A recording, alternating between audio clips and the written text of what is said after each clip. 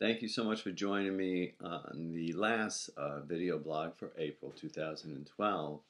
And we've been talking about this month, Piece of Freedom.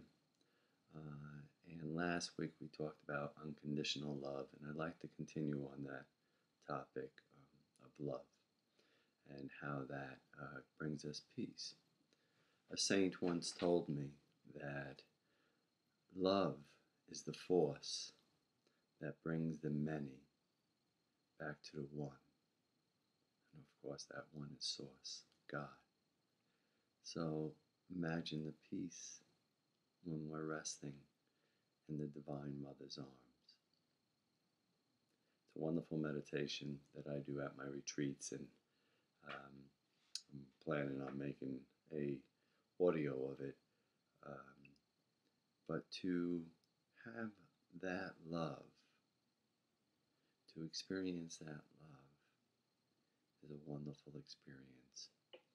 And how we can experience that is by seeing everything around us as that love. And even being able to see the things that are not very nice to see at times, the tragedies, the the damages that happen in the world, the economy, the tsunamis.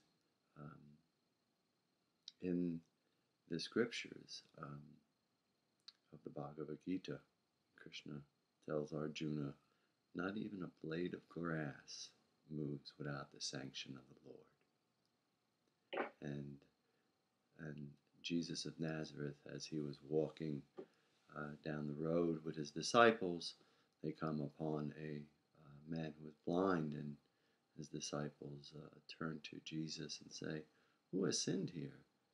Was it the man's father? Was it the man?" And Jesus said, "Neither. He is blind so that I can work the will of the God through him." And so, isn't that something that we are all doing? And when we help others, we're also helping with the will of God and helping others. And wouldn't it be a different perspective if we could just see that everything that goes on is just the evolution of love, though we might not be able to understand it? We don't know what agreements we signed before we came here on this plane, to be who we're to be, to live the life that we're to live, so that others can learn, live, and experience what we're experiencing, and that we can learn, live, and experience what they're experiencing, to bring us closer on our journey to God, to Source.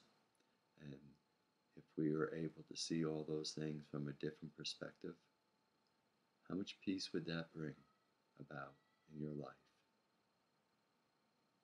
Well, we know the answer to that. So please look forward to following me next month, as I will be out and about in Arizona and Utah, traveling with Liz, and hopes to send you lots of nice pictures and videos of the Grand Canyon and Bryce and all that God has to offer. Namaste.